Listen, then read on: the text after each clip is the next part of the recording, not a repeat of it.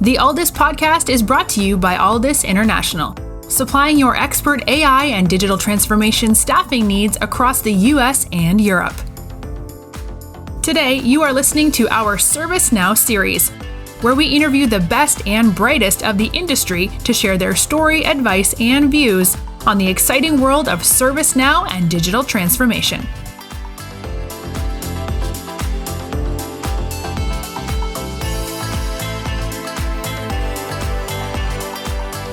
Hi everybody, it's Mark Kelly here, Chief Customer Officer and co-founder of Aldis. I hope you're doing really well wherever you are today. In our Aldis ServiceNow podcast series, I'm very, very happy to welcome to the show Jeffrey Tefertiller. Jeffrey is the founder and leader of Service Management Leadership. Jeffrey, thank you very much for being a returning guest to the podcast. Thank you for having me. I enjoyed being on the last time or two, and I always am excited to have these conversations because I think our whole industry as a whole, we rise the more we talk about things. And we just need to start having more conversations about digital transformation. What does that mean? What does that look like? And how do we do better?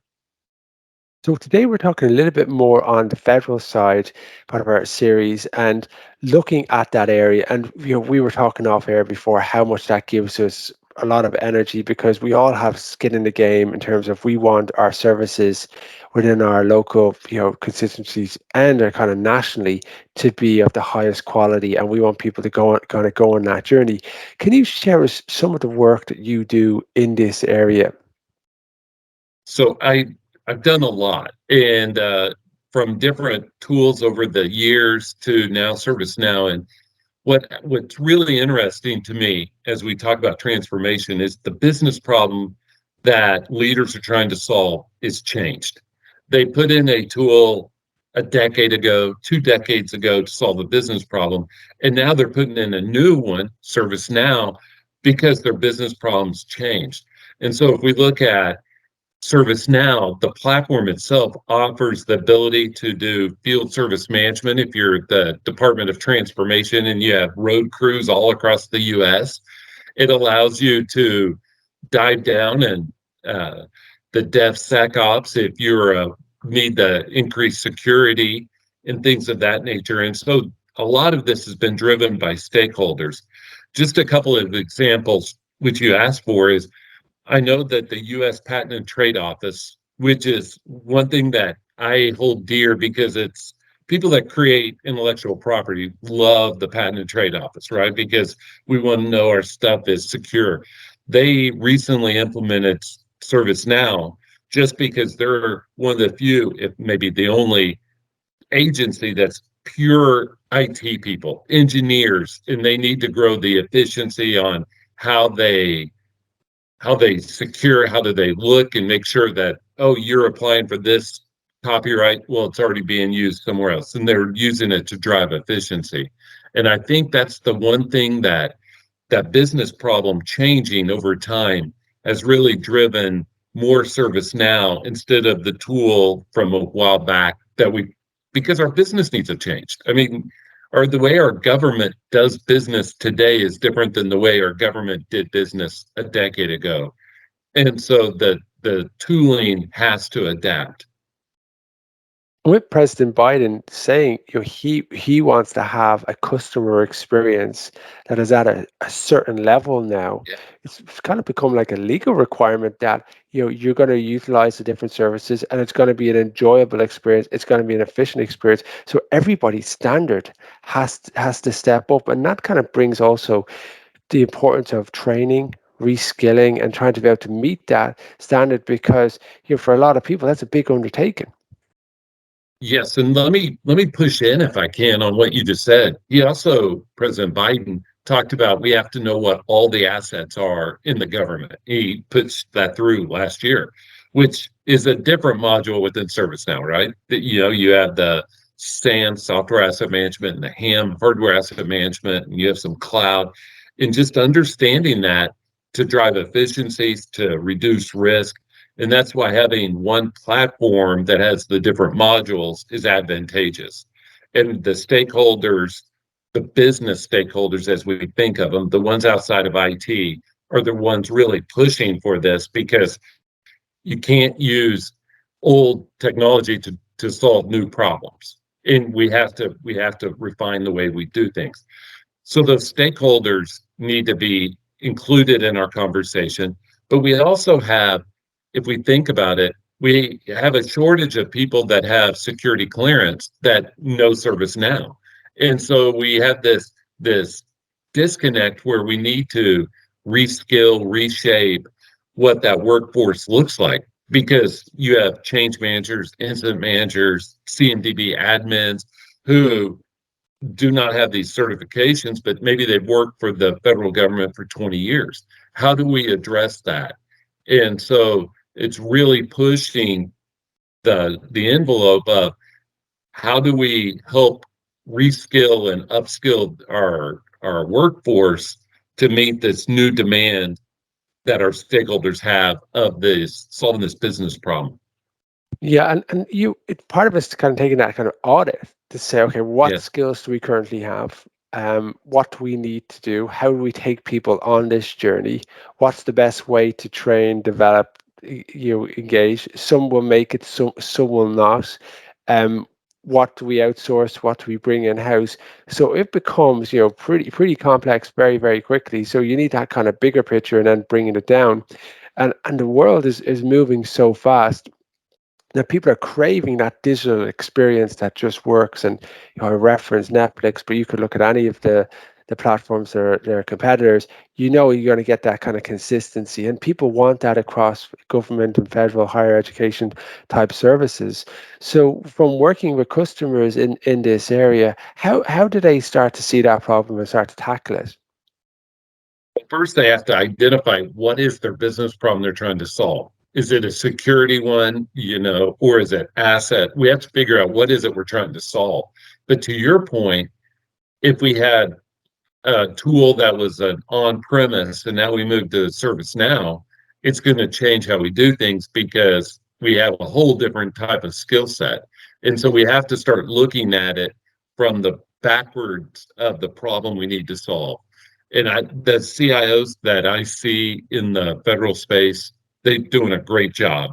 They're having these conversations with their stakeholders and saying, what is it you need from us? And then working backwards and saying, okay, I need X, Y, and Z skill set so that I can solve this business problem.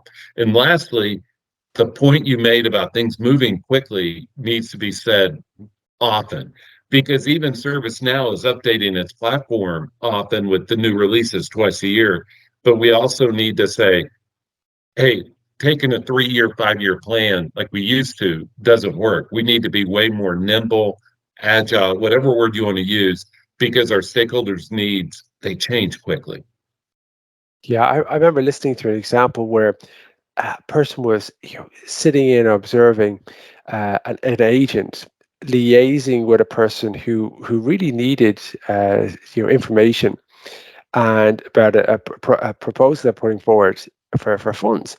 And the agent was working through these different systems, and 3 or 4 open disparate systems, slow, very challenging to work through. And the person was calling and got disconnected, had to call through, go through that all again with a different agent.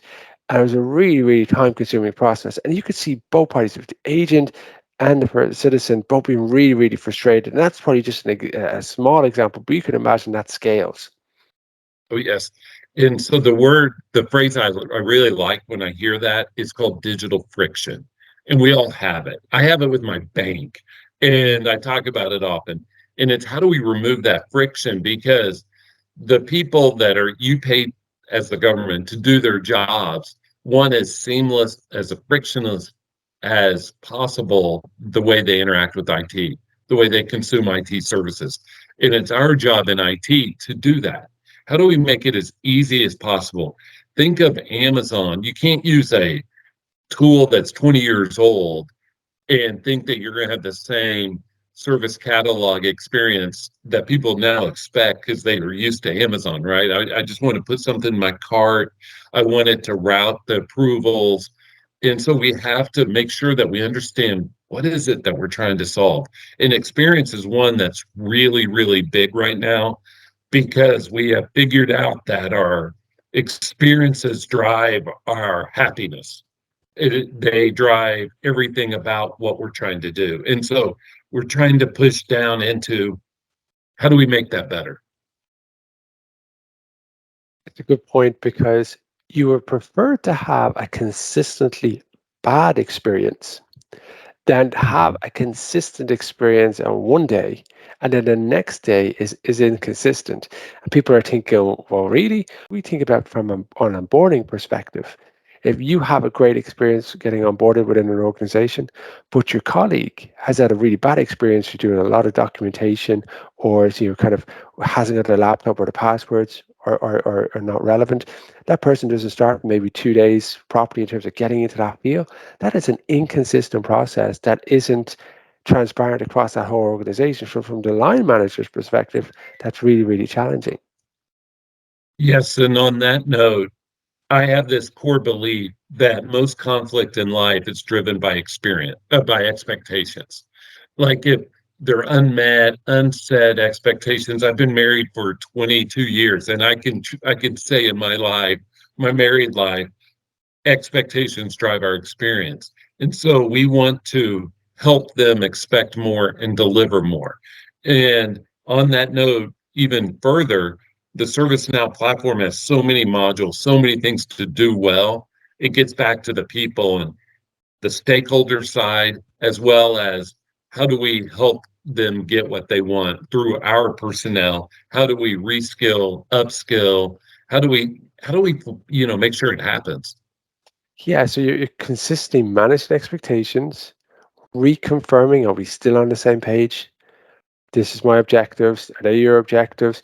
And as you said before, nimble or agility, they become very, very important because we're moving quite a bit. Different priorities are coming through, and now we need to be able to change as they come in.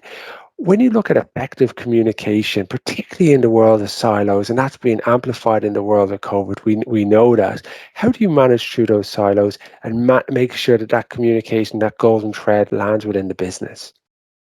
We have to be willing to have conversations. IT has historically not been willing to have those hard conversations. And those first ones, they hurt because people have this pent up views, and you're the one person from IT that's willing to talk to them. So it's not going to be pleasant. But it's a relationship, it's a trust that's built over time. And I use this one example, Mark. For every mile you go, sorry to use US measurements. For every mile you go and you're off by just 1 degree, and you know that 360 degrees, 1 degree isn't very much. You're off by 1 degree, you're going to miss your mark by 92 feet, a little bit over 92 feet. And that means that if I try to go from the east coast of the US to the UK and I'm off by 15, 20 degrees, which still isn't very much, I might miss Europe altogether. And the only way to stay on track is to constantly check in. Hey, am I going the right direction? Maybe our objective is moved. And to constantly check in and say, here's where we were last time. Is this where you are today? What are your plans for tomorrow? How can I help you get what you need? Because in IT, our whole job is helping our stakeholders get what they need. And so ServiceNow is a platform, we as an industry need to think, how do we help people get what they need so they invest in our budgets, right? How do we help them get what they need? And we need to have that service provider mindset. Yeah, and ironically, the closer you get to a person and you know a person well, sometimes you can just assume Mhm. because you've worked with them, it's always been that way. But there's always a variety of different types of stakeholders. You're listening to the All This ServiceNow podcast, and I've been speaking with Jeffrey Tefertiller, and Jeffrey is the founder and leader of Service Management Leadership. And we've been talking about digital transformation across federal and the importance of making sure that we're reskilling and educating and being mindful for the agility that needs to come as things are constantly moving. Effective communication is being highlighted as very, very important, and also understanding that things will move, but if you're having consistent conversations with people about what you want or how you actually want that delivered, then you'll be able to actually achieve and reach those successful goals. Jeffrey, thank you very much for your time today. Thank you for having me, Mark, and I look forward to talking to you all in the future. Thanks for listening to this episode of the Aldous Podcast. If you enjoyed today's episode, don't forget to subscribe, rate, and review. We are available on Apple Podcasts, Spotify, and any Android podcast of choice. You can also head over to our website, www.aldous.com, to listen to more podcasts, view our open roles, and stay up to date with industry news. Thanks for listening, and stay tuned for more great episodes coming very soon.